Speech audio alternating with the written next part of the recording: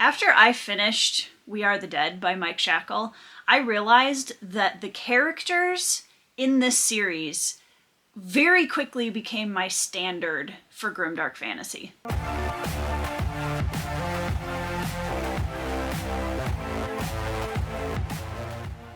Hey friends, welcome back to my channel. It's Tori. Today I am going to tell you all of the reasons why you should check out Mike Shackle's trilogy, The Last War. So I picked up this trilogy because I'd been hearing really great things about it. I had heard that it was a military fantasy, that it was grimdark.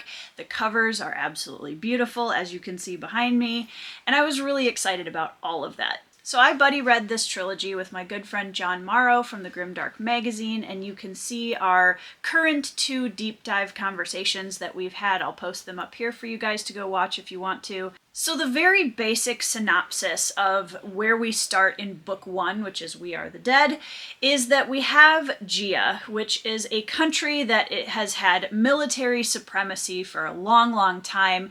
They are run by a government that is backed very heavily by a group of elite soldiers called the Shulka. And these soldiers are very, very good at what they do.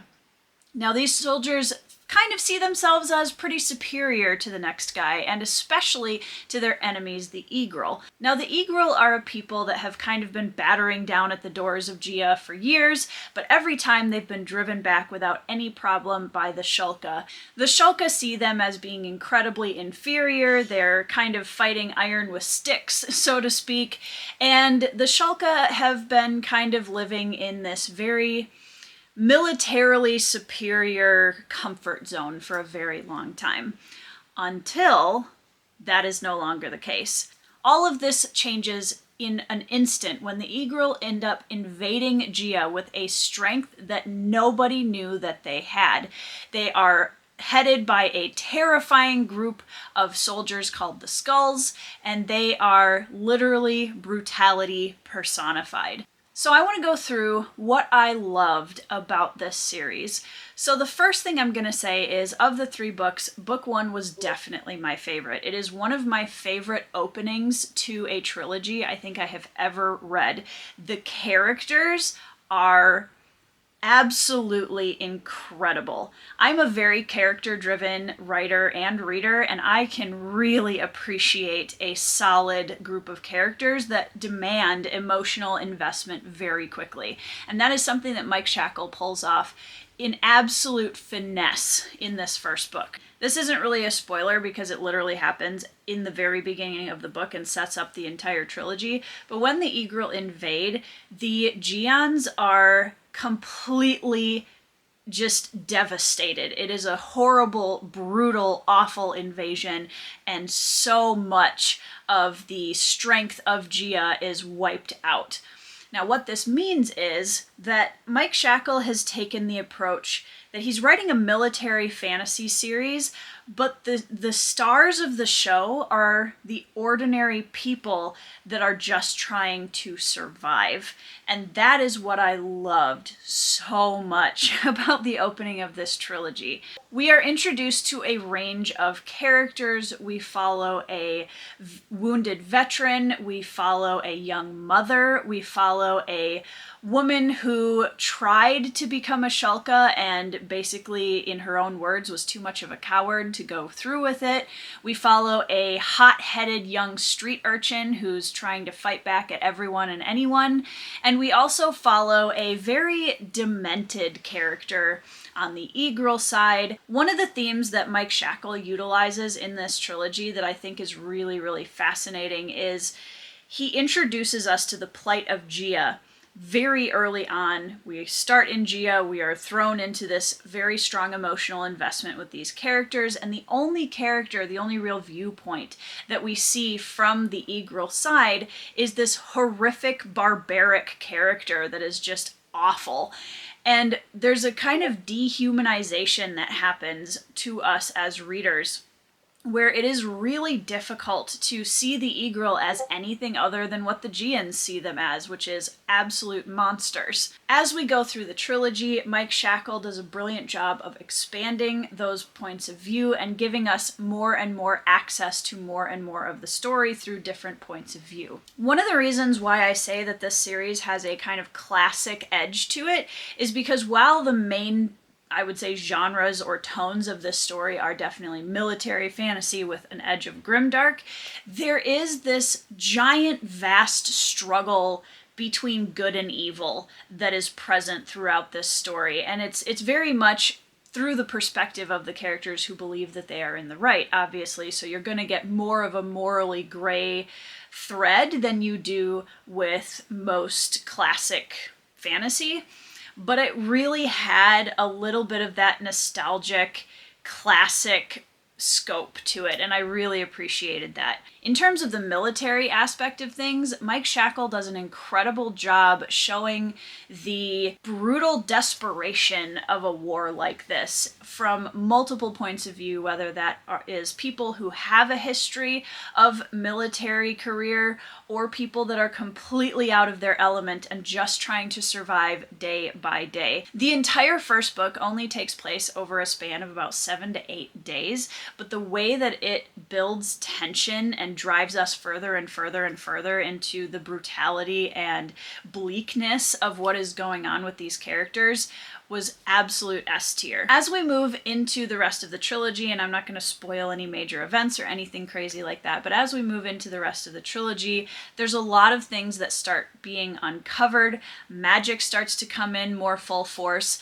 And one of the things that I will say is that as we got closer to the end, I felt that the magic was bloating the story a little bit too much, because instead of really focusing in on the ordinary heroes that didn't have as much access to that kind of magic in the very first book, we were now moving a little bit away from that, and magic was playing a bigger role, which for me personally took away some of that ordinary hero feel that I loved so much about the first book. But with that said, Mike Shackle's ability to just continually drive the tension further and further and further as we go through the entire trilogy all the way up to the end was so well calculated. It felt like you were just in this headlong rush through this brutal, horrible invasion and world, hoping beyond hope that there was some way that these characters could fight back. One of the themes that I thought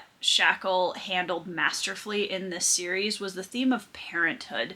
And that is something that I always love when I see it in fantasy books, and I love it even more when it's really, really well done and very intentional. We're literally working our way through a horrific battlefield in this trilogy, and in the midst of that, to see these themes of softer sides of humanity, motherhood especially, the hard and soft combined of a mother will do anything to protect her child, and also the softness that exists between a mother and a young child, and just the juxtaposition of that against the world that it takes place in during this time period was really beautiful, and something that I think was probably one of my favorite parts of this series. I am honestly shocked that this trilogy is not talked about more in the booktube space, and that's definitely something I think needs to change, because for anybody who loves grimdark, who loves military fantasy, who loves, maybe even for somebody who is coming from a classic fantasy background and appreciation and wants to try something that might be a little bit more grimdark, I would have zero hesitation recommending this series to them, because it's going to hit that little bit of nostalgia with the scope of the world and the way the story is told, but it drives that morally gray, dark, grim vibe in the military fantasy so incredibly well, while continuing to stay character focused at the heart of the story. And I think that was all balanced incredibly well. There were still a few things in this series that I kind of hit a little bit of a hiccup with.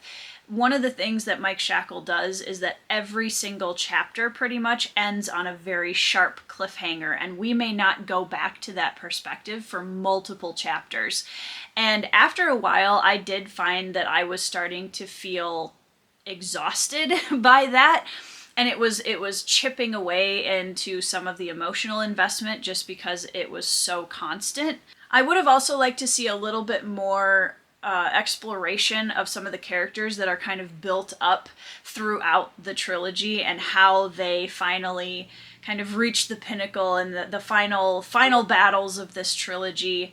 There were a few things that I wanted a little bit more from. That being said, I highly recommend this series. I absolutely loved it. I'm so glad that I read it because these characters have really stepped into, like I said before, that standard for what I'm going to be expecting from this type of subgenre in terms of military fantasy, in terms of that grimdark tone. There's always a little thread of hope, no matter how tiny, in this book, and that is something that I love. I love grimdark that still grabs onto some kind of purpose or hope with claws and never lets go, even in the most brutal circumstances. That is something that I love to read. I love to see it well done, and Mike Shackle really hit it out of the park in that department here. I would love to know if you've read this series. Please let me know down in the comments below. Let me know what you thought, if you read it, if you enjoyed it, who your favorite character was. I think if I had to look back at this trilogy and decide on a favorite character, I think Dren would definitely be it, probably followed by Yas. Yas is an incredible character, and the themes that I talked about with motherhood earlier, you guys, seriously, if you want to read an incredible fantasy mom, read this trilogy. So, anyways, I hope you guys are all having a wonderful week. I hope you are reading 5-star reads, and I will see you in the next video.